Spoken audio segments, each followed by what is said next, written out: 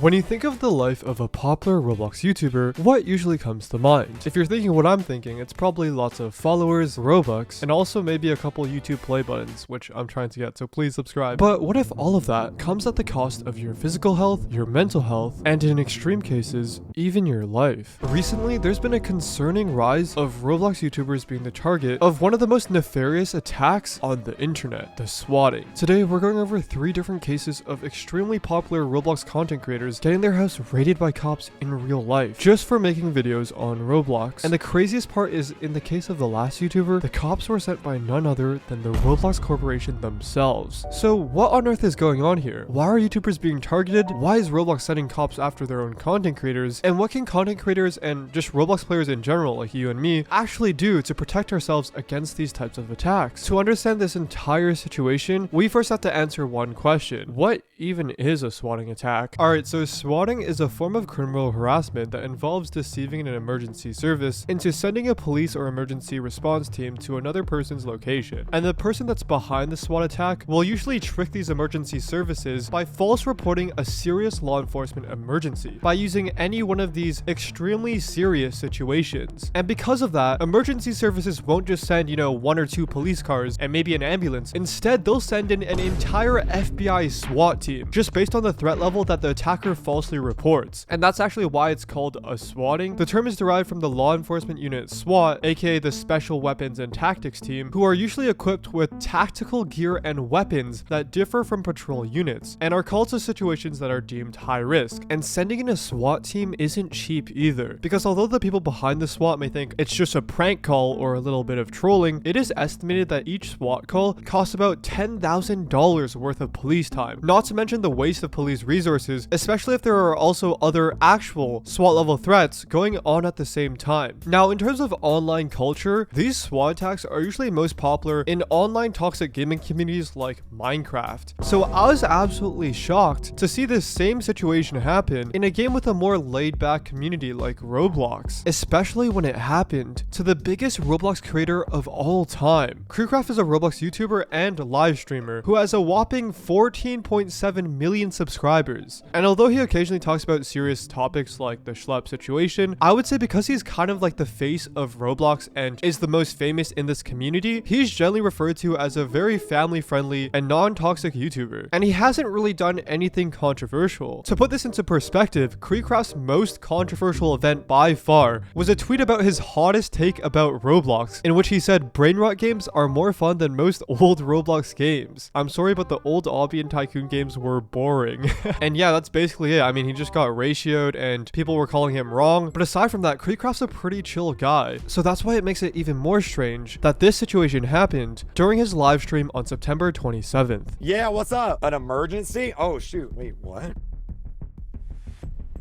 So as we can see, Creecraft is setting up a Kahoot for his chat when he hears off camera that there's an emergency. And after a few minutes of Creecraft disappearing, he finally comes back and says this. Basically what happened is the police were surrounding my house with weapons. Basically, we got swatted. That's what happened. Someone found our address or whatever, and they swatted us. They called in a fake alert, basically saying that I had kidnapped people and that I was hurting people and that people were dead.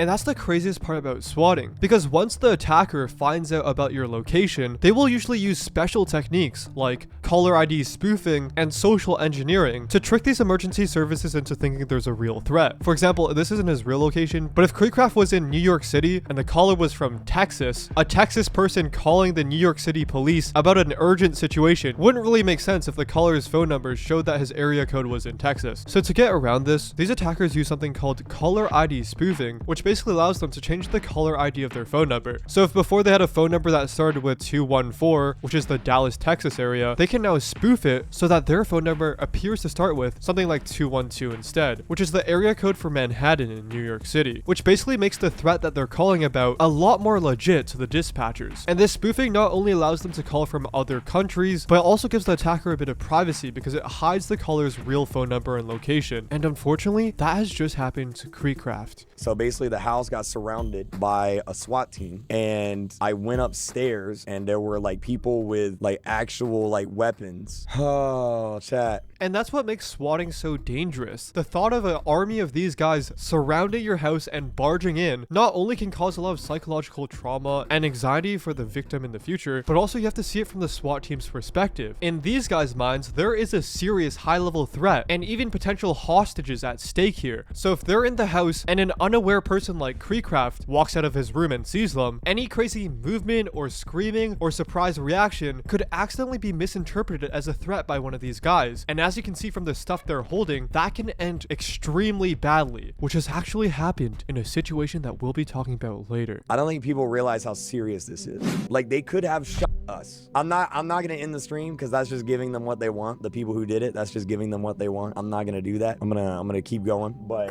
oh my god, bro, man, dude. And although Creecraft doesn't end stream because he says he doesn't want to give the attackers what they want, you can visibly see the negative emotional toll a situation has like this, which is so sad to see, because even Creecraft, a personality that is lively and entertaining and can usually keep thousands of people engaged, is now quiet and at a loss for words because of this situation. And of course, this isn't the first time a big streamer has gotten swatted. We've also seen it occurring with some of the biggest streamers in the world, like iShowSpeed, Kai Cenat, and even the entirety of the FaZe clan. And this is all happening on live stream, which is an important factor because the reason a lot of these attackers are doing this is for the live stream attention. Usually these callers will have some sort of parasocial relationship with the streamer or have a certain dislike or hatred for the person streaming, so they'll call in the SWAT attack while they're live streaming to either get the attention or I guess like payback that they can enjoy live on stream to thousands of viewers, which is absolutely sick and despicable. In parasocial relationships, the connection is mainly one-sided, meaning the viewer or caller may have a strong emotional attachment to these public figures like the FaZe clan, but although it may feel real, the public figure, like the FaZe clan, have literally no idea who they are. So the only way this viewer in this extremely parasocial relationship can get the attention of these public figures is by doing extreme stuff like this, calling in a SWAT. So yeah, there are a plethora of different reasons for why people SWAT these streamers, but none of it is justifiable. There is no reason for why this should be happening, and unfortunately stuff like this can end up even worse. For example, in December 28th of 2017, these two gamers, Shane and Casey, were beefing online in Call of Duty World War II. The situation starts with Shane and Casey being teamed up for an online COD tournament, and on this day there was a lot on the line, a whopping $1.50 wager. You can't even buy a 6-piece McNuggets for that price. But anyways, a lot was on the line for these two men, so when they lost both the match and their $1.50 in wagers over friendly fire, aka they had accidentally hit their own teammate in the game, things started to get heated, and Casey decided to tell Shane, "I'm gonna SWAT you." And because Shane had moved to a new address, he decided to send his old address to Casey and then taunted him by saying, "Please send some stuff, I'll be waiting." But Casey didn't want to do it himself, so he sent Shane's old address to his friend named Tyler. Now Tyler's in-game name is literally called SWATistic and has an extremely controversial history, so you already know that he got to work immediately. Now even though Shane was in Kansas and Tyler was in Los Angeles, he used the caller ID spoofing that we talked about earlier to spoof the call so that it looked like it was coming from a city hall in Kansas, which tricked the dispatcher into believing the call was coming from the area. And Tyler, disguising himself as Brian, claimed that he was at Shane's old address and said that he had done terrible stuff and was holding some family members hostage. Additionally, he said he also poured gasoline all over the house and was going to set it on fire. Now because of this call, the police department thought this was an extremely urgent threat, but they didn't have any SWAT team members, so the only people that could show up to the house were regular police officers from this department. And this goes back to what we talked about police resources. From before, we know that it's extremely costly to send out these SWAT teams, so unfortunately in some cases, police departments won't have the resources or money to send out actual SWAT team members to urgent situations like these, and therefore they send officers that are actually not trained for these situations or hostage rescues, which means accidental bad things can happen. Now it turns out the person actually living at this house, which was Shane's old address, was a man by the name of Andrew Finch. And so when Andrew walked out of his house and saw that he was literally being swarmed by police officers with guns, he acted in a completely normal way. He screamed, and then they shot him. Unfortunately, after Andrew had put his hands up, he was hit and unfortunately passed away. Due to the extreme severity of Tyler's call, and also the lack of mental and psychological training for these types of events, the officer thought Andrew had a gun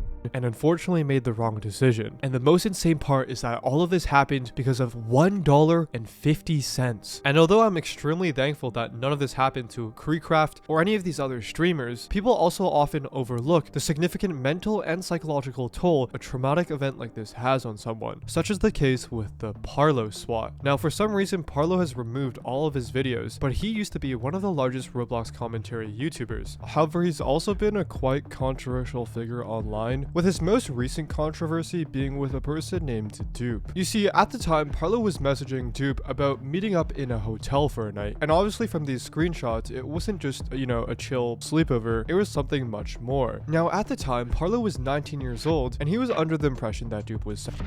Now, I won't lie, it's still morally kind of weird if you're a 19-year-old dating a 17-year-old. I mean, if you're an adult, why not just straight up avoid minors? But regardless, it's legal according to UK law. However, things got even weirder when it was exposed that Dupe was actually years old. So now reading back on these screenshots, it was beginning to look extremely bad for Parlo. I mean, it is just insane for a 19-year-old and a 10-year-old to be talking together like this, and it paints Parlo in a very bad picture. And of course, this led to massive community disapproval, like this community note that says Parlo, in spite of reporting of PDF files, is in fact one himself. I mean, this exposing got so bad that it did even reach the smelliest place on the internet, Reddit, where people on this subreddit said what happened during the Dupe situation. And this person responds by saying Parlo Dupe, who was likely a teen while Parlo was an adult. However, before we jump to conclusions, there was some additional context that needs to be reviewed. First off, it turns out that Dupe was actually actively lying about their age. Here Parlo asks how old they are, and they say and this lie isn't just said once. Here we can see another instance where they say I'm 18 in April. Here's even more evidence. And in this screenshot, they just straight up admit it, saying, Parlo had no reasonable way to know my age. I lied to him for over a year and 8 months. I used many manipulation tactics to try and convince Parlo of my age. And this manipulation was very elaborate. For example, they said stuff like, I have college next year. He had work on weekends, which in the UK, a 12-year-old cannot do. And also mentions being born in 2007, which in 2024 lines up with the age that they were lying about. And again, even though it was painted out that Parlo was a bad actor, we can see here that Parlo asked multiple times for Dupe's age. And this just completely flips the situation, because previously it seemed like people were trying to paint him as a bad actor intentionally seeking out young individuals, when in reality he was lied to and misled. However, it gets even weirder when we find out that this is actually a targeted attack. You see, these types of community notes, along with the overall exposing of Parlo in general, had one primary person behind it, a person named Nats. Here we can see Parlo says, Natspop is abusing the community note feature to defame me as a bad actor after I debunked and addressed the situation, whereas Catfish by Dupe lying about their age. Action needs to be taken against this user. The slander and harassment is insane. However, this entire situation escalated when Nats dropped this tweet on August 19th. I was supposed to be announcing something big this weekend, but it was delayed, so here it is. Another UK local authority has stepped in against Parlo and is currently contributing with other local authorities on our case. Natspop had just reported Parlo to the UK police. And here we can see the actual police report, in which the UK police say you reported an incident to police yesterday regarding Discord activity, and that attaches all the screenshots that we just went over. Now, while this was going on, a YouTuber named Guamgo got into a call with Nats, and the situation just gets worse during this call, because while making this police report, Nats also knew that Dupe had lied about his age too. Were you fully aware that Dupe lied about his age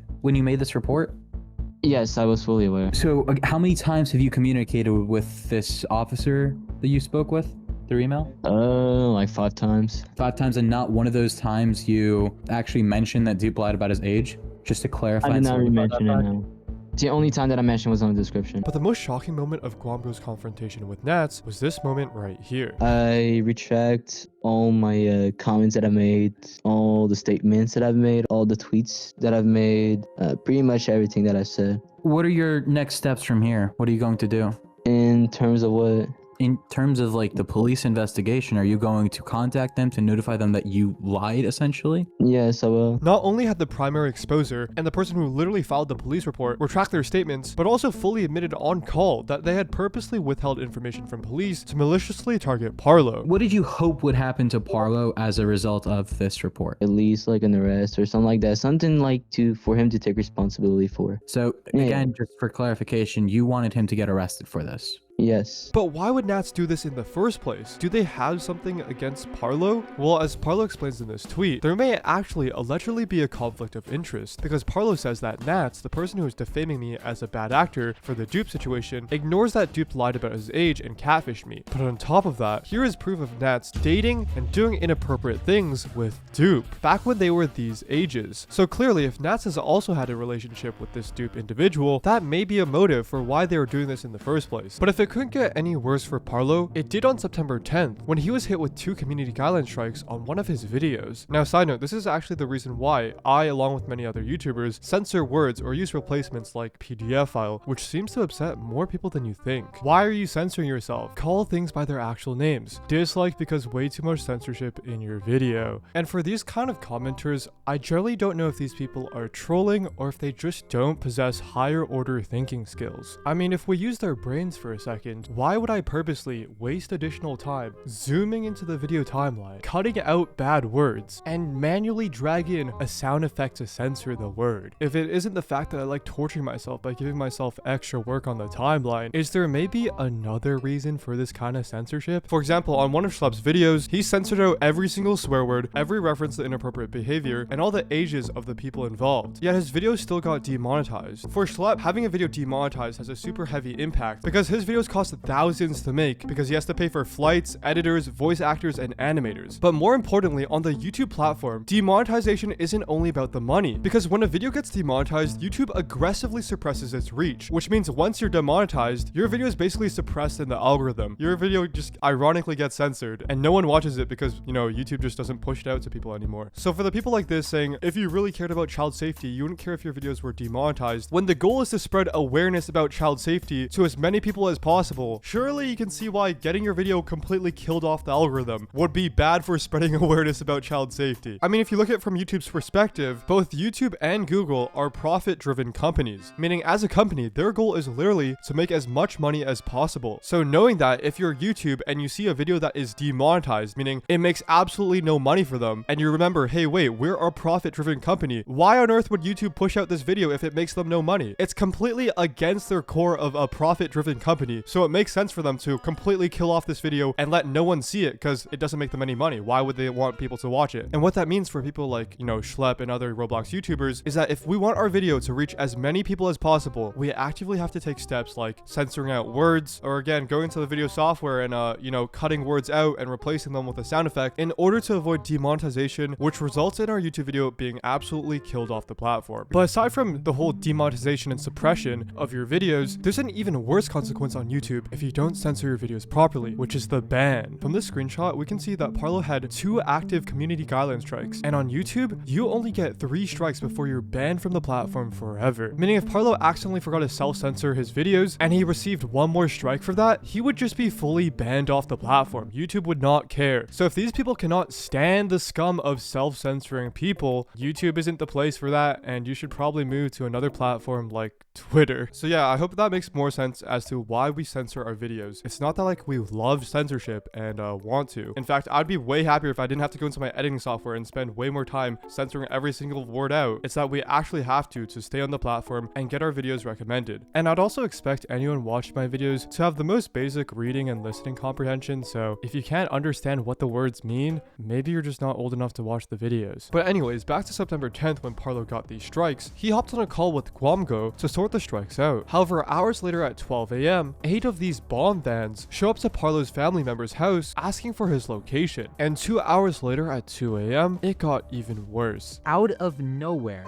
Parlo looked outside of his window and he saw a bunch of red and blue flashing lights. There were tons of police cars outside of his house with many vans, many cars, and many officers with full-on tactical gear and rifles. At that point, Parlo went on mute. He came back and he told me that he had to leave the call because the police were telling him to get off the phone and shut off all of his devices. Parlo had just been swatted. Now, according to Guamgo, Parlo was detained and kept in a cell for 12 hours overnight, all because of one false police report. And although thankfully no one was physically hurt or harmed in this SWAT, as I've said before, it's not just about the negative physical impact, like for example, staying in a cell for over 12 hours, because situations like these can also inflict a lot of mental trauma that people like Parlo will have to go through years after the event. And for a person like Parlo, I cannot imagine how damaging this must have been for him. For example, here's a post from him saying, "Recently I've been a victim of a horrific witch hunt by a number of online individuals attempting to harass me, defame me, and ruin my life over lies. And this is the saddest part. I've since been diagnosed with severe depression and anxiety and have been prescribed medication. This situation has caused immense mental stress." And over here we can see that he was prescribed fluoxetine, which is used to treat depression, OCD, and other mental health disorders. And all this is happening because of his Roblox YouTube channel. That's absolutely insane. Unfortunately, in the UK, swatting is not recognized as an offense under UK laws. However, in the US, it's a federal crime, meaning that the person that swatted Creecraft might be screwed if they catch them. But yeah, luckily the police said that they are able to track who did it, so they're going to do that. By the way, it is a federal crime. I don't know if you guys know this or not. Swatting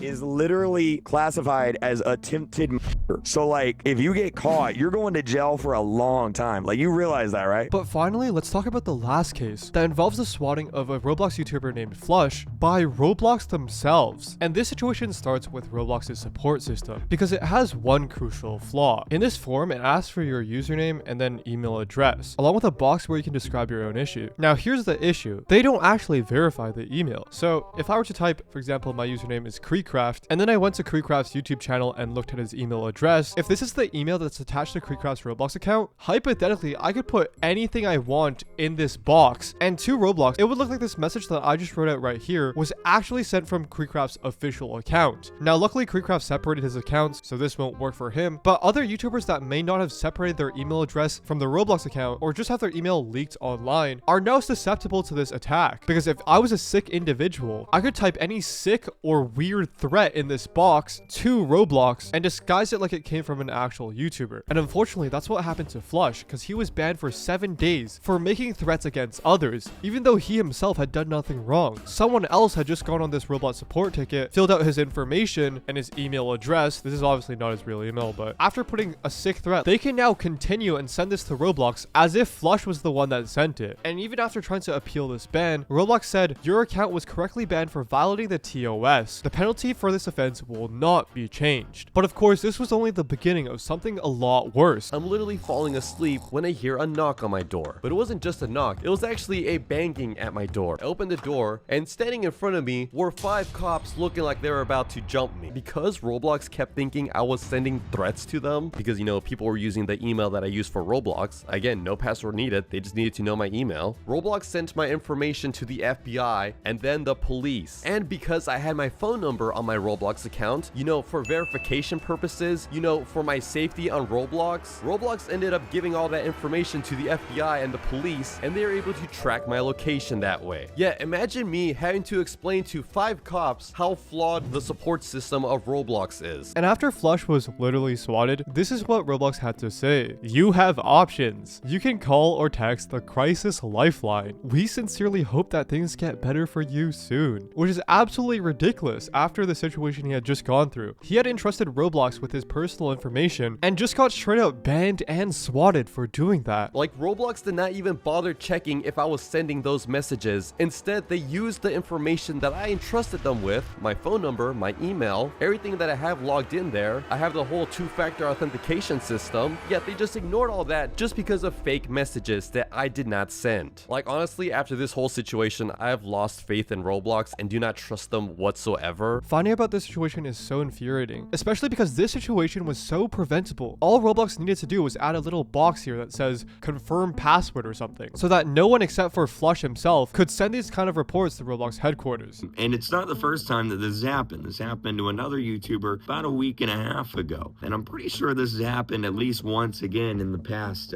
as well. If you're a creator, developer, TikToker, YouTuber, whatever, high profile Roblox user, and the email attached to your Roblox account is public information in any way, no matter what it is, you should probably change it. Just make a new email address, stick it on your Roblox account, there you go. Because worst case scenario is someone finds some YouTubers or big developers email address, spams Roblox support requests with it, and then you know, at 1 a.m. in the morning you have the police and FBI showing up at your house because Roblox thought you were going to do something to Roblox headquarters, which is crazy that this is even a conversation that we're having to have, that there is no no authentication or verification on this, and that literally anybody can just send in a support request from anybody? Like, that's a thing. So if you're a Roblox creator, what can you do to protect yourself from a swat? Well, unfortunately, once information gets leaked, it's very hard to prevent swatting. So all you can really do as a content creator is basically turning up all your OPSEC, like your passwords, your authentication, and then making sure no one gets your data. But then again, Creecraft literally paid thousands of dollars to prevent this from happening, and it still did. I'm not even joking, I spend like thousands of dollars a year to like make sure that like my information isn't out there and stuff, and like it didn't even matter, dude. It still got out somehow. So that's just the unfortunate reality, and these kind of situations are why YouTubers are literally calling the police on themselves. I just called the police on myself. I told them everything about me: my first name, last name, age, phone number, house address, and YouTube channel. I know that if somebody does know my house address, stuff can go south. I'm putting my family's life at risk just by going live or just by making YouTube videos. If someone doesn't like me, there's a lot that they can do to me. I eventually built up the courage to call my local police department. I literally told an officer I make hacking videos and dark web videos. That is insanely sus. So he actually replied with, so you make videos that some people can get really mad at and then would want to get revenge on you for, right? And I said, yes, unfortunately I do. I speak my mind sometimes, and people don't like when the truth comes out, so there are people that really don't like me. He said, okay, I totally understand, man. What I'm gonna do is I'm gonna have your house address linked to your phone number, so if anybody across the world, across the country, calls in and says that there's a hostage situation happening at your house, I'm gonna have one of our reps call you right away. And if you can verify that there's nothing actually bad going on, then we'll only send one officer to your house, because that's just protocol. We can't not send anybody. So I said, oh, that's absolutely fine. That makes total sense. He also said, if you don't either answer the phone or if you reply with no, then we're gonna have to continue operations like normal. I said, perfect. He also told me that while you're streaming, we'll call you and tell you this. If you are live, just let us know, and we'll tell you exactly when the officer is gonna get to your front door, so you can excuse your stream, put everything on pause and mute, come to the front door, talk to us for about a minute or two, and then you can go back to your work. I felt so happy knowing that my local police department is working with me on my YouTube channel, or at least working with keeping me safe while I do YouTube. It felt so much more reassuring, because I know how powerful internet trolls can be. So yeah, it's absolutely insane that YouTubers have to go to the extent of literally reporting themselves to the police department just to combat the threat of swatting. This is something that we're gonna have to worry about for like pretty much like ever. Like, I'm not gonna be able to sleep properly at night, because like, oh, you know, what if somebody does it again while I'm sleeping? What if I wake up to like cops surrounding my bed? Like, so yeah, this is honestly an extremely sad situation for Parlo, Creecraft, and Flush, and I hope they get the help and time to recover and heal from a traumatic event that happened to them for absolutely no good reason. So what are your thoughts on these situations? Please let me know in the comments below, and subscribe for more Roblox Explained.